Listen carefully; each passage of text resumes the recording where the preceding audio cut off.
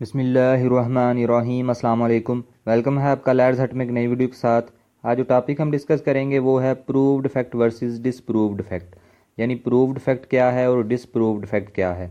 Proved fact: a fact is said to be proved when after considering the matters before it the court either believes it to exist or considers its existence so probable that prudent man ought, under the circumstances of the particular case, to act upon the supposition that it exists। एक fact को हम जो है वो proved fact कहेंगे जब court जो है वो मैटर्स को कंसीडर करने के बाद कोर्ट ये बिलीव करती है कि ये फैक्ट जो है, जो फैक्ट कोर्ट में पेश किया गया है वो एग्जिस्ट करता है, वो फैक्ट ट्रू है, तो हम ये कहेंगे कि ये फैक्ट जो है वो प्रूव हो चुका है। और दूसरे इसको हम जो है वो सब्जेक्टिव अप्रोच भी कहते हैं। जबकि दूसरी जानब जब कोर्ट ये कंसीडर करती है कि ये फैक्ट जो कोर्ट में पेश किया गया है, एक आम पर्सन भी अगर इस फैक्ट को जो है बारे में जाने या इस फैक्ट के बारे में नॉलेज गेन करे तो वो भी ये बिलीव करेगा कि ये फैक्ट जो है वो एग्जिस्ट करता है और फैक्ट जो है वो ट्रू है।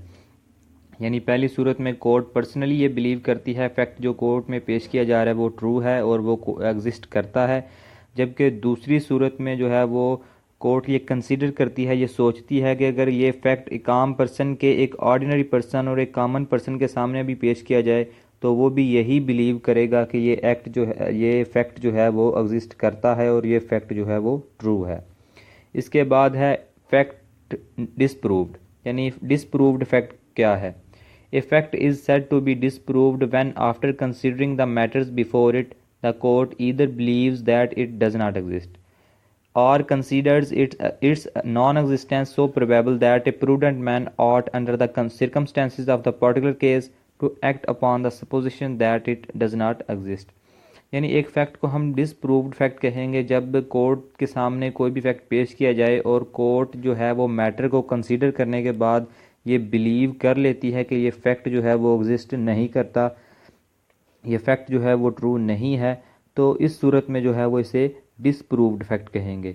जबकि दूसरी जानब अगर कोर्ट ये कंसीडर कर ले और दूसरी जानब कोर्ट ये कंसीडर कर लेती है कि कोई भी आम पर्सन जो है वो जो भी फैक्ट कोर्ट में पेश किया गया है इसके बारे में ये बिलीव करेगा कि ये फैक्ट जो है वो ट्रू नहीं है या ये फैक्ट जो है वो एग्जिस्ट नहीं करता, तो इस सूरत में जो है वो फैक्ट डिसप्रूव्ड कहलाएगा।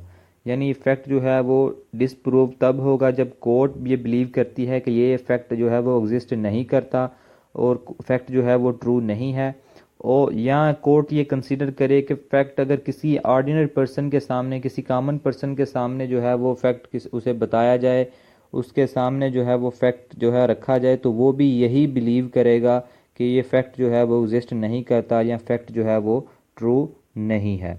तो ये थी हमारी आज की वीडियो। उम्मीद है आपको ये वीडियो पसंद आई होगी।